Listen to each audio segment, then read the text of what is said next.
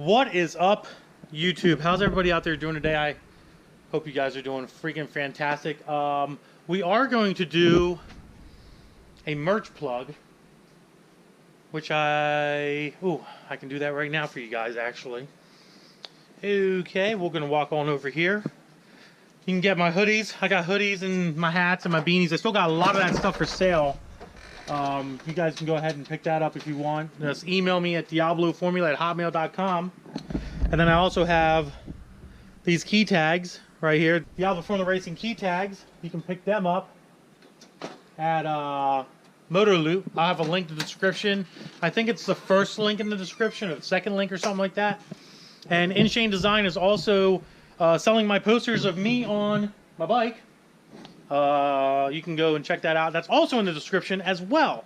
So check out those links. If you want any of that stuff, let me know. Or this stuff, let me know. Email. The other stuff will be in the description. So, a little shop update for you guys. We got to do a little shop update. We have one transmission we need to build. We have, God, we have so much to do. It's crazy. We have 2 transmissions we need to do. And the thing is, you know, just so you guys know, I've been building these 4L60s for a long time, and I built a lot of them here and there. But we don't send our 4L60s out. We actually build them in house with all our own parts and shift kits and everything of that nature. So if you guys are looking for a 4L60E build, let me know. I can definitely do it for you. Good example. I actually built mine, which is on the stand, and we will talk about the car here in a minute, what's going on with it. But this car is making 650, I think, or something like that, 602. 602 on 16 pounds of boost, and I pushed it up to 18 pounds of boost.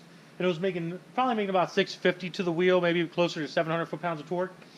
And that transmission was holding every little ounce of it. And I built that transmission as well with a custom stall converter from Landis Converters. So I think I know what I'm doing when it comes to that stuff.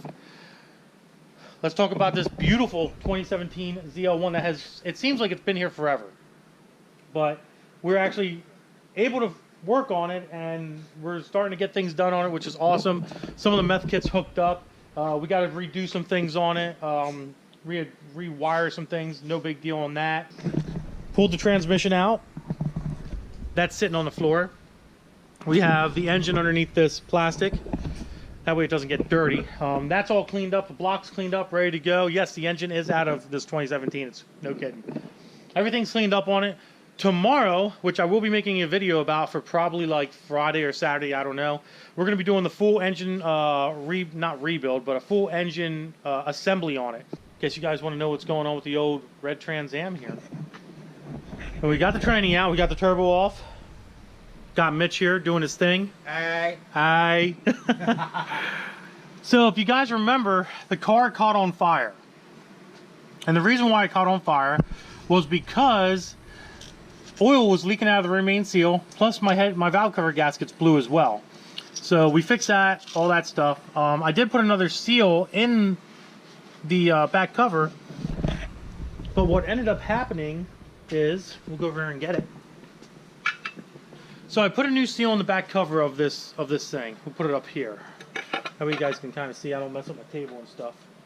Need a rag. So basically we put the new seal in the old cover, and I thought it was kind of okay. I was like, all right, cool. It had to have been a seal because seal did push out of the cover, and it was up against the flywheel. So I just naturally thought, okay, well, it's got to be that. This was about, I guess, a month ago that we did that.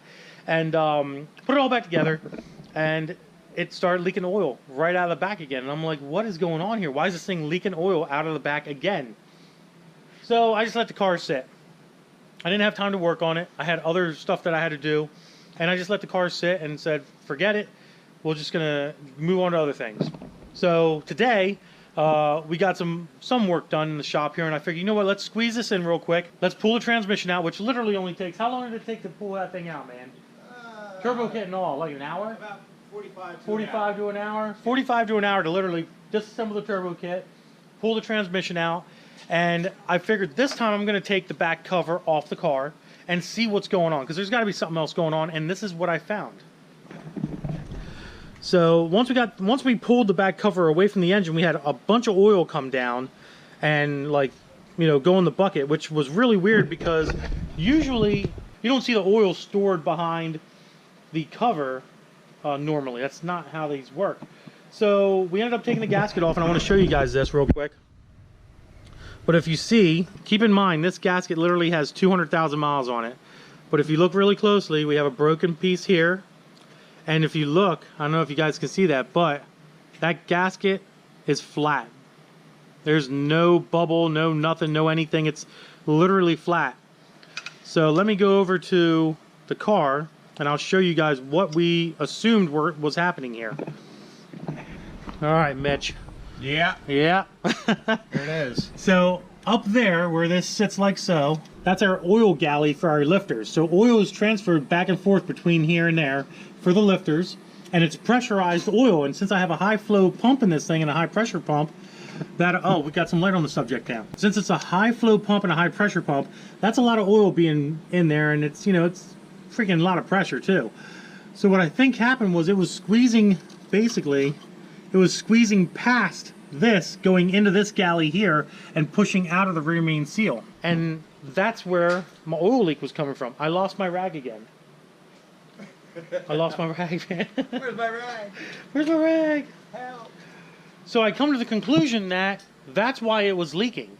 Because of the fact that that seal just wasn't holding the pressure. It was letting the oil come from this location, between this here, from this location into this location here, which then goes into here and pushes out the seal. As you can see, we'll turn it around in the front. This thing's really dirty right now. But yeah, it was going between the crank and the seal. I lost my rag again. I keep losing rags, man. Holy shit. So oil was literally pushing out of the galley into the back cover and then pushing out the back of the engine. That's the only thing that could have been. The other issue, oh shit, turbo had too small of a restriction.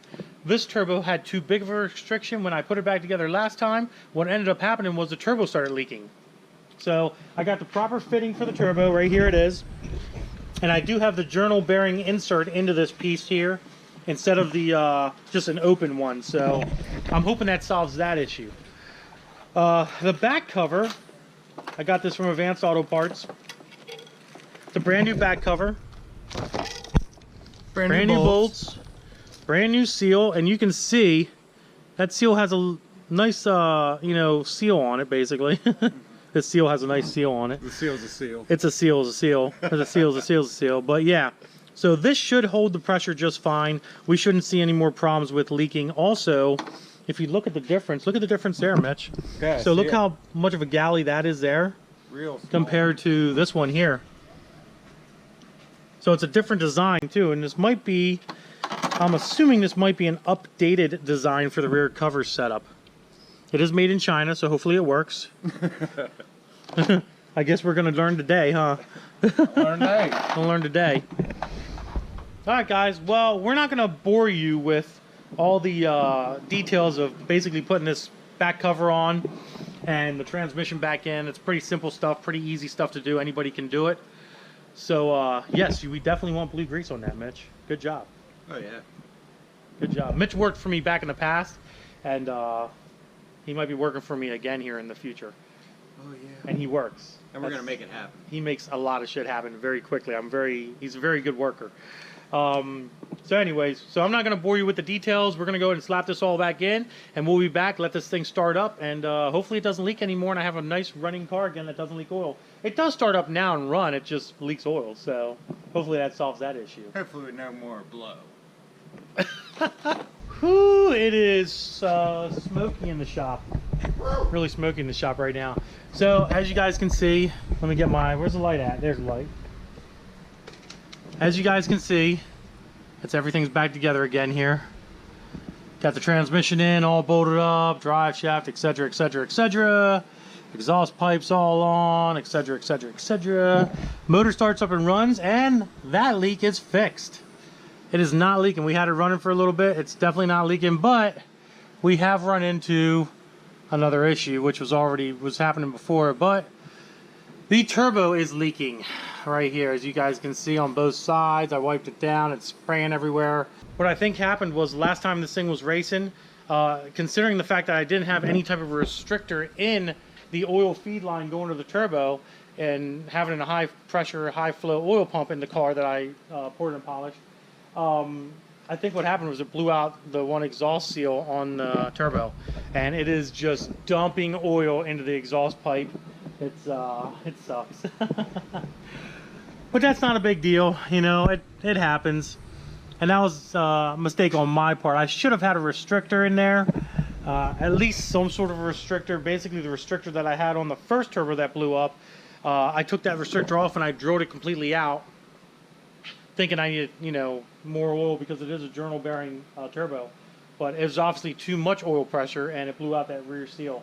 So I'm debating on whether or not just to buy another turbo from On3 maybe, or get a rebuild kit for this one, take this turbo apart real quick, which, you know, really isn't going to take that long to do, honestly, and rebuild this one and put it back on.